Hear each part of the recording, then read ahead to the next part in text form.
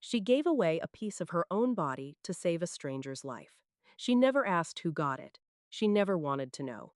For years, she scrubbed floors in the same hospital, 3 flights below a boy who was alive because of her, and neither of them knew it. The day she found out would either heal the deepest wound she carried or break her completely. Most people will scroll past this story the same way they scroll past the people who hold their whole world together. Don't be one of them. Subscribe now, or you'll never know how it ends. It was 6:40 in the morning when Renata clocked out of her shift at Holton Children's Hospital in Chicago, 12 hours on her feet. Her shoes had a split along the left sole that she'd taped over twice, and the tape never held past Tuesday. She didn't take the elevator. She took the stairs, like always, because the elevator stopped on the 7th floor. And the 7th floor was where the families had money. And something about standing in there with them made her feel like she was wearing the wrong skin. Renata was 36. She cleaned rooms, changed linens, emptied bins, and held the small hands of children who woke up scared in the dark. Her job title was patient care aide. The pay was low. The work was the kind nobody thanked you for, because nobody saw you doing it. She wiped down a railing on her way past room 312. A boy inside was crying softly. She slowed, almost stopped, then kept walking, because her supervisor had written her up twice for lingering, and rent was due in 9 days. On the wall by the exit hung a framed poster. A smiling child, a logo. Some tech company that funded the children's wing. Renata had walked past it 1,000 times and never once read the name on it. She caught the 6:55 bus. She always made the 6:55. If she missed it, the next one cost her 40 minutes she didn't have, because her mother's home aide left at 8, and somebody had to be there when she did. Her mother was sick, the slow kind of sick that eats your savings before it eats anything else. Renata worked doubles to cover it and ate one real meal a day to make the math close. But none of that was the thing that made Renata who she was. The thing that made her who she was had happened 4 years ago. It had cost her more than any double shift. It had cost her a part of her own body, given to a person she would never meet, in a moment of grief so deep she still couldn't say it out loud. She had given a stranger one of her kidneys, and she had no idea, none at all, that the person it saved was breathing right now, 3 floors above her head. She had no idea the boy she'd tuck in tonight was carrying her inside him. To understand why a woman with almost nothing would give away a part of her own body, you have to go back 4 years. You have to meet the person Renata lost. His name was Caleb. He was her son. He was 7 years old. Caleb was born with kidneys that never worked the way they should. By the time he was 5, he was on dialysis 3 days a week, sitting in a chair too big for him, while a machine did the job his body couldn't. He never complained. He used to tell the nurses jokes he made up himself, and the jokes were terrible, and everyone laughed anyway. What Caleb needed was a transplant. What Caleb needed was a donor. And the list was long, and the right match never came. Renata offered her own kidney. She begged them to take it. But hers wasn't a match for her own child. That is a cruelty most people never learn about.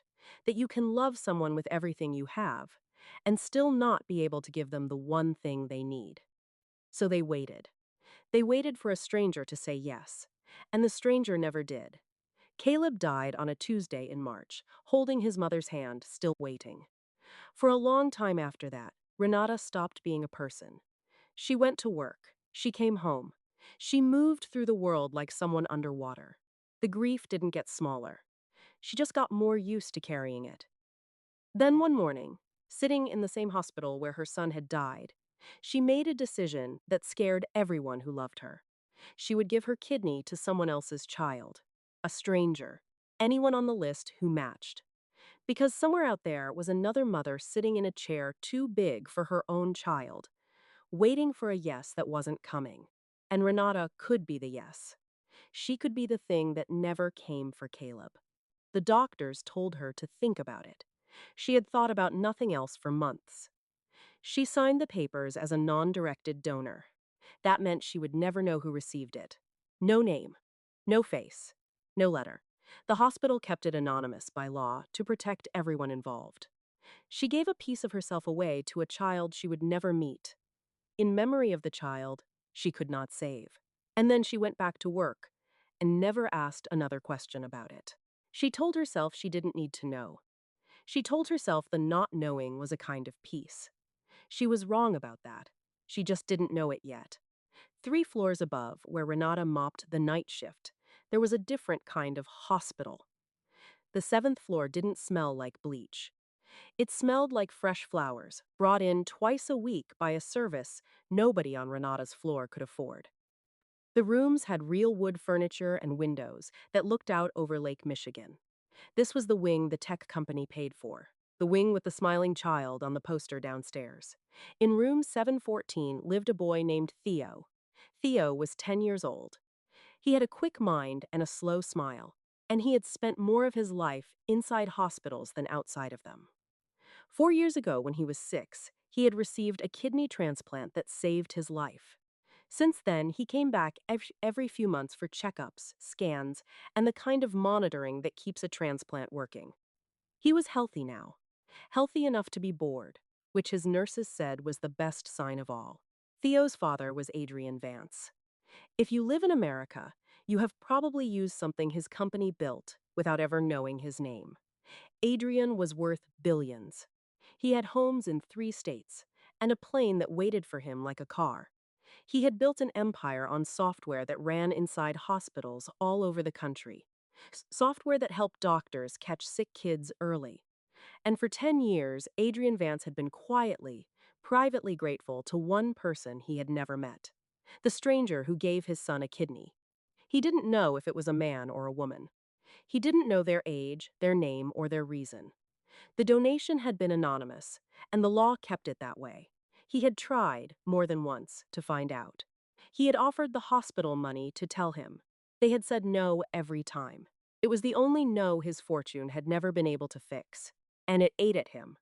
What Adrian did not know was this. The person who gave his son that kidney emptied the trash in Theo's room every single night.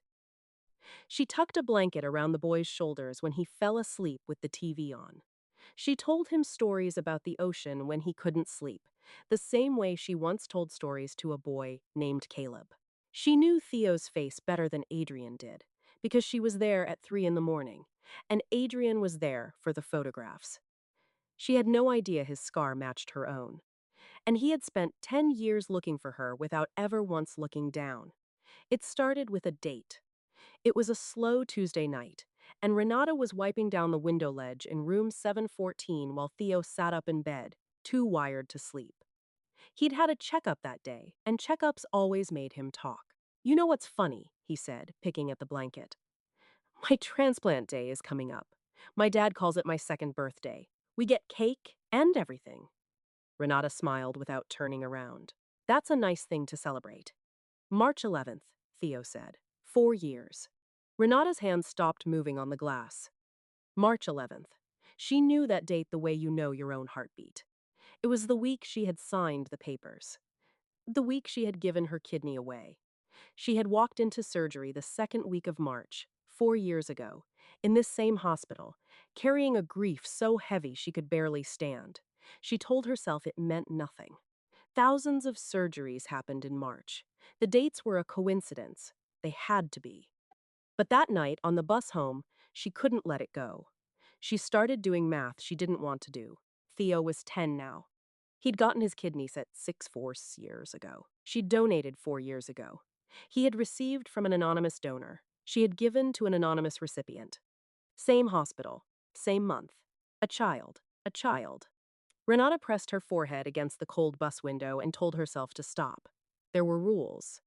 There was a wall between donors and recipients, built on purpose, built by law, so that nobody could ever do exactly what she was doing right now. The wall was there for a reason. People weren't supposed to look over it. But the question had already climbed inside her, and she knew herself well enough to know it would not leave. Some doors, once you open them, you can never close again. Renata didn't sleep that week. She wasn't trying to break any rules. She told herself that over and over. She just needed to know if the thing climbing inside her was real, or if grief was playing tricks on her the way it sometimes still did. There was a woman in records named Pilar, who Renata had helped through a hard year, sitting with her in the cafeteria when her own mother passed. Renata never asked her for anything. She didn't ask now, not directly. She just mentioned quietly the dates, the month, the fact that she'd been a donor here once and had always wondered. Pilar looked at her for a long moment. She wasn't allowed to say. She knew that. She didn't say. But she also didn't look away, and her eyes filled, and she reached across the table and held Renata's hand without a word. Some answers don't come in sentences. Some come in the way a person can't look at you. Renata understood. The kidney she had given, in the worst month of her life, in memory of the son she could not save, was inside the boy in room 714, the boy she told ocean stories to, the boy whose blanket she fixed at 3 in the morning, the boy who was called Transplant Day his second birthday. A piece of Caleb was alive. Not Caleb. She knew that. She wasn't confused about that. Her son was gone, and nothing would bring him back. But the part of her she had buried her grief inside. The part she gave away so another mother wouldn't break the way she broke.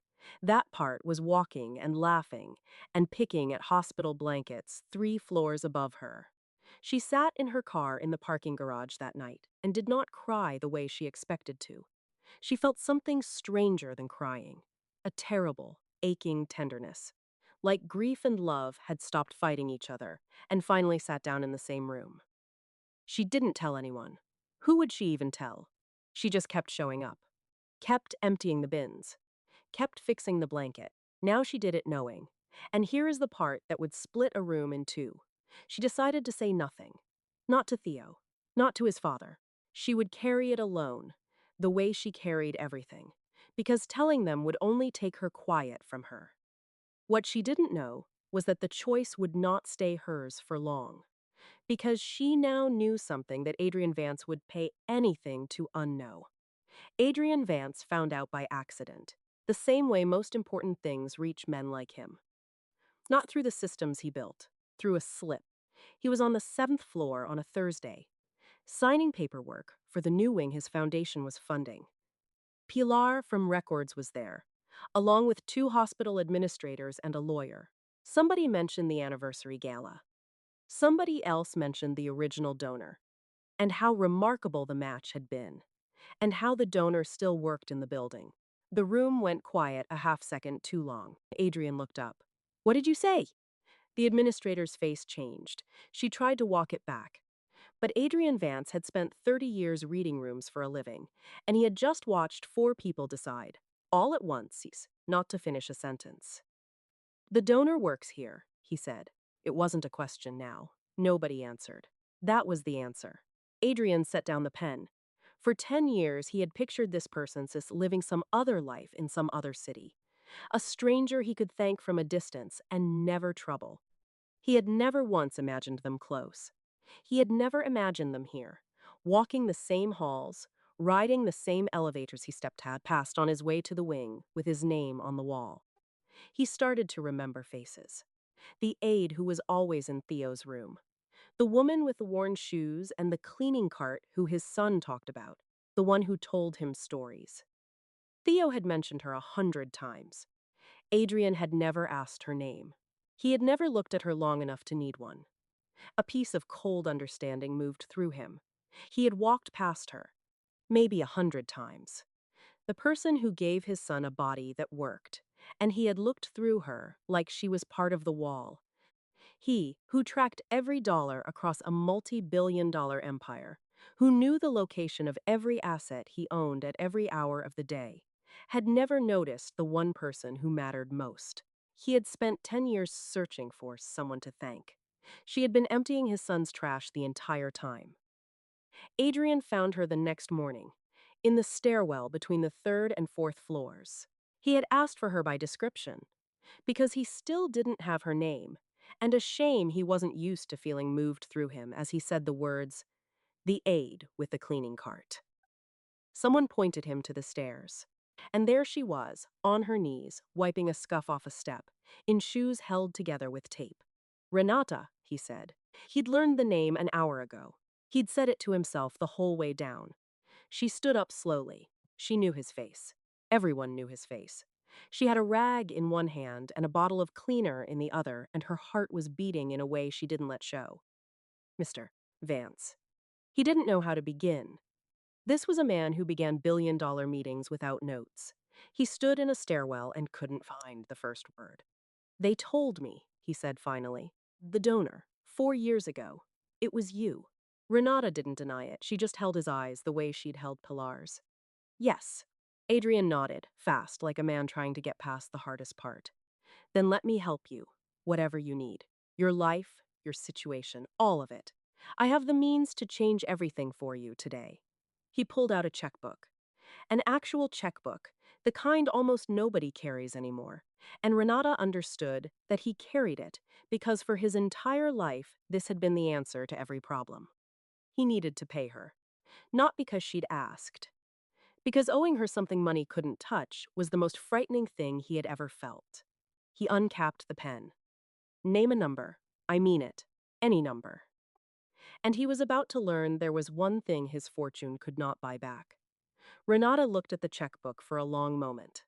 Then she did the thing that no one in Adrian Vance's world had ever done. She shook her head. I don't want your money. Adrian blinked. I don't think you understand what I'm offering.